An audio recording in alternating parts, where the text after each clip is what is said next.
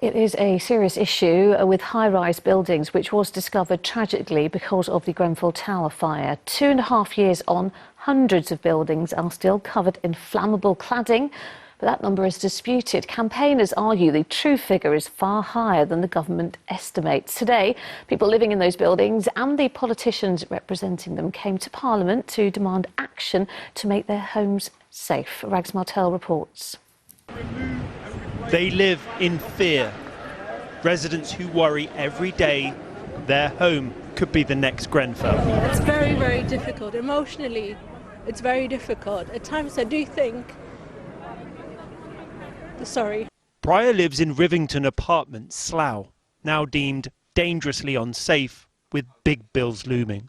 This is difficult. We're all by ourselves amongst all these people affected.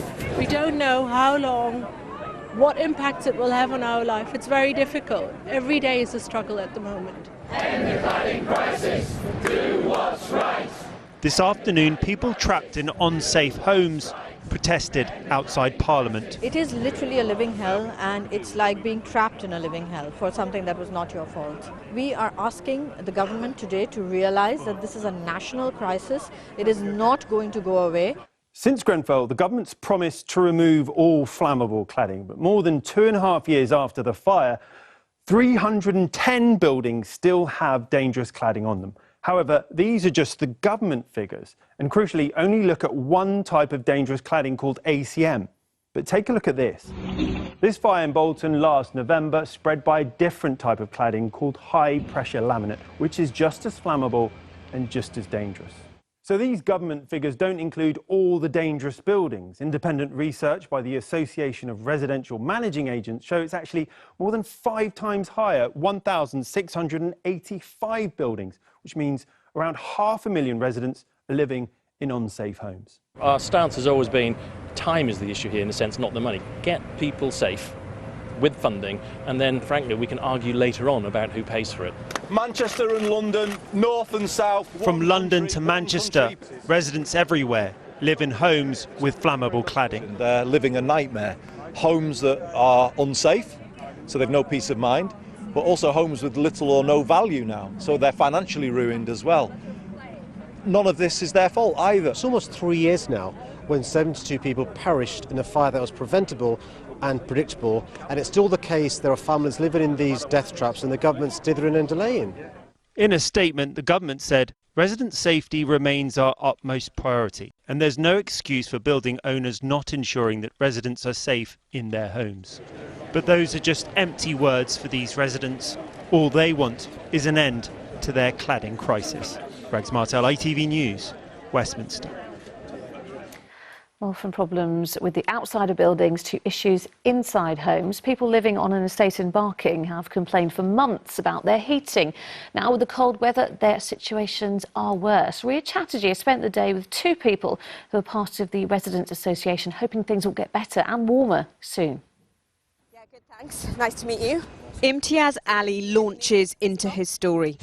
I contacted the customer care from the Bellway. That what is this all about? And by the time we get inside the flat, it's clear why he's asking questions. They get hot from here till half of it, but they don't get hot. It's cold over here. So how much is his heating costing? So £1.10. So every day you pay £1.10 without using the hot water and the heating. even if you're not using it. Like I told you. Last month I was on holidays. 1 month everything was switched off, but still I had to pay £32 to them. Them is L&Q Energy, a company that provides communal heating. They say the standing charge is the occupant's contribution to running the system. But I didn't buy a flat from L&Q. I bought it from Bellway, and Bellway never told me.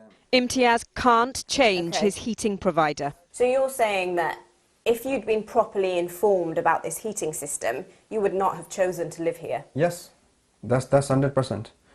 I would not have chosen to live here because of that expenses. I'm the only person working because of small kids. My wife, at the moment she's not working. A couple of estates on, there are more problems with communal heating. And it's happened the last, say, 2 Christmases, where we've had a shutdown, no hot water, and you can't get in contact with anyone. Should we go inside? Yeah, we'll go inside. You can't get in contact with anybody. Rashid says the main system has been broken for 3 years. These pipes lead to a temporary unit outside, which he says also breaks down. For 3 weeks, we had no heating, and that was really tough. Yeah, especially with I had 2 young babies at the time, and you know, to try and keep them warm, I'm having to wrap them up. Who do you think is responsible for this ultimately? It will be the company that obviously built the building, and that would be Bellway. The crux of the issue is just down to money. They only care about the money. Had they really been concerned about their residents, this problem wouldn't have persisted for 3 years.